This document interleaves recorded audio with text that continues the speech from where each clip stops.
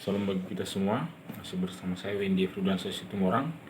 Dan hari ini kita akan merenungkan sebuah kebenaran firman Tuhan yang terambil dari 1 Raja-Raja pasalnya yang kedua, ayat yang pertama sampai ayat yang keempat. Saya akan membacakannya bagi kita dalam dua terjemahan. Yang pertama terjemahan baru 1 dan terjemahan baru 2. Terjemahan baru 1, pesan Daud yang terakhir sebelum meninggal. Ketika saat kematian Daud mendekat, ia berpesan kepada Salomo anaknya, "Aku ini akan menempuh jalan segala yang fana, maka kuatkanlah hatimu dan berlakulah seperti laki-laki. Lakukanlah kewajibanmu dengan setia terhadap Tuhan Allahmu, dengan hidup menurut jalan yang ditunjukkannya dan dengan tetap mengikuti segala ketetapan, perintah, peraturan, dan ketentuannya, seperti yang tertulis dalam hukum Musa, supaya engkau beruntung dalam segala yang kau lakukan dan dalam segala yang kau tuju. Dan supaya Tuhan menepati janji yang diucapkannya tentang aku, yakni, jika anak-anakmu laki-laki tetap hidup di hadapanku dengan setia, dengan segenap hati dan dengan segenap jiwa, maka keturunanmu tak akan terputus dari tahta kerajaan Israel." Terjemahan baru 2, pesan Daud yang terakhir sebelum meninggal. Ketika ajalnya mendekat, Daud berpesan kepada Salomo anaknya, "Sebentar lagi aku akan menempuh jalan segala yang fana, maka kuatkanlah hatimu dan bersikaplah sebagai laki-laki. Lakukanlah dengan setia kewajibanmu terhadap Tuhan Allahmu dengan hidup menurut jalannya dan memelihara segala ketetapan, perintah, peraturan, dan ketentuannya, seperti yang tertulis dalam hukum Musa. Dengan demikian, engkau akan berhasil dalam segala yang kau lakukan kemanapun engkau melangkah. Dan Tuhan akan menepati janji yang diucapkannya tentang aku. Jika anak-anakmu tetap hidup di hadapanku dengan setia, dengan segenap hati dan segenap jiwa, maka keturunanmu tak akan terputus dari tahta Israel." Saudara terkasih dalam nama Tuhan Yesus, melalui teks firman Tuhan ini, saya memberikan sebuah tema, yaitu harta warisan. Daud artinya adalah jantung hati Tuhan. Daud ini adalah seorang yang dipakai Tuhan secara luar biasa, di mana Daud menjadi pemimpin, menjadi seorang raja bangsa pilihan Tuhan, yaitu bangsa Israel. Bangsa Israel ini bangsa yang tegar tengkuk. Jadi Daud jantung hati Tuhan. Daud juga adalah orang yang luar biasa dipakai Tuhan, tapi juga Daud adalah orang yang berdosa. Tapi di dalam keberdosaannya, Daud tidak mau diam, tidak mau hidup di dalam dosa itu. Dia jatuh, tapi dia meminta pertolongan Tuhan, dia memohon ampun dari Tuhan. Dan memang secara konsekuensi logis, Daud menerima hukuman. Tetapi Daud mendapat kasih karunia dari Tuhan, sehingga dia dalam perjalanan hidupnya, dia bergumul, lalu dia jatuh dalam dosa, dia bangkit lagi, jatuh, bangkit lagi. Daud pernah berzina, tetapi dia minta ampun dari Tuhan. Daud pernah menyombongkan dirinya dengan menghitung laskar-laskarnya, tapi dia juga bertobat dan minta ampun kepada Tuhan. Baik, kita fokus pada teks ini. Konteks ini berbicara di mana sebelum Daud meninggal, Daud memanggil anaknya, yaitu Salomo, yang mana bahwa nanti Salomo inilah yang akan menggantikan posisinya sebagai raja, yaitu sebagai ahli waris.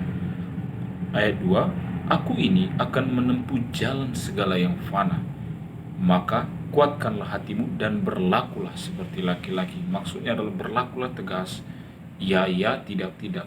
Lakukanlah kewajibanmu dengan setia terhadap Tuhan Allahmu, dengan hidup menurut jalan yang ditunjukkannya, dengan tetap mengikuti segala ketetapan, perintah, peraturan, ketentuannya, seperti yang tertulis di hukum Musa.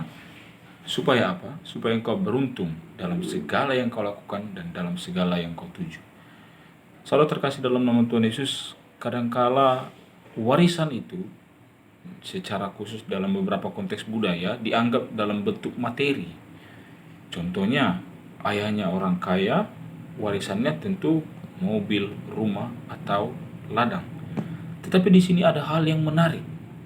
Salomo, maksudnya Daud, tidak langsung mengatakan bahwa kamulah yang akan menjadi pewaris kerajaan ini. Tidak.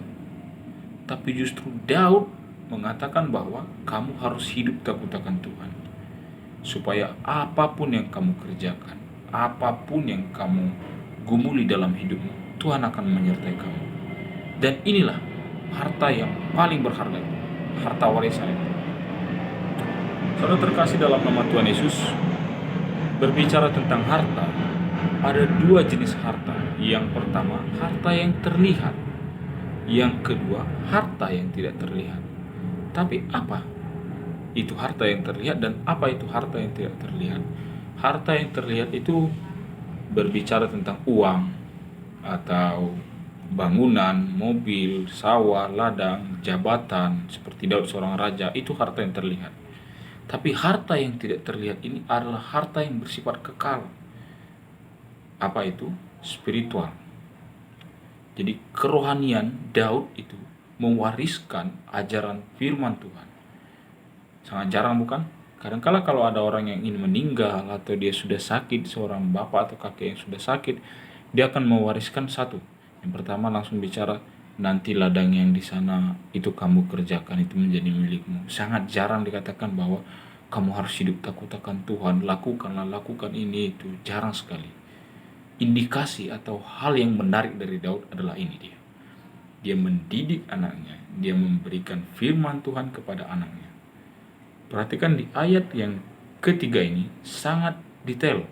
Lakukan kewajibanmu dengan setia terhadap Tuhan. Hidup menurut jalannya, tetap mengikuti segala ketetapan, perintah, peraturan, dan ketentuannya. Kenapa begitu? Supaya engkau beruntung dalam segala yang kau lakukan dan dalam segala yang kau tuju, dan supaya Tuhan menepati janji. Saudaraku, berbicara tentang janji Allah ini, kita harus melihat beberapa konteks yang berbicara tentang janji. Kalau manusia berjanji itu bisa diingkari. Tetapi di sini bukan Daud yang berjanji kepada Tuhan, bukan Salomo yang berjanji kepada Tuhan, tapi Tuhan yang berjanji kepadanya.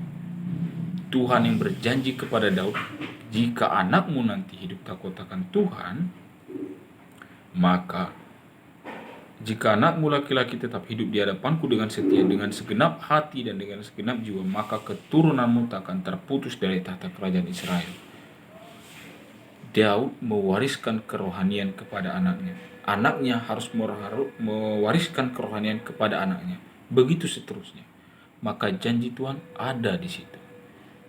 Perhatikan, yang pertama, wariskanlah kerohanian, harta yang tidak terlihat, baru harta yang terlihat. Itu Daud. Lalu yang kedua, kita perhatikan bahwa hidup menurut jalan Tuhan, setia, ketetapan, perintah, dan peraturan Tuhan.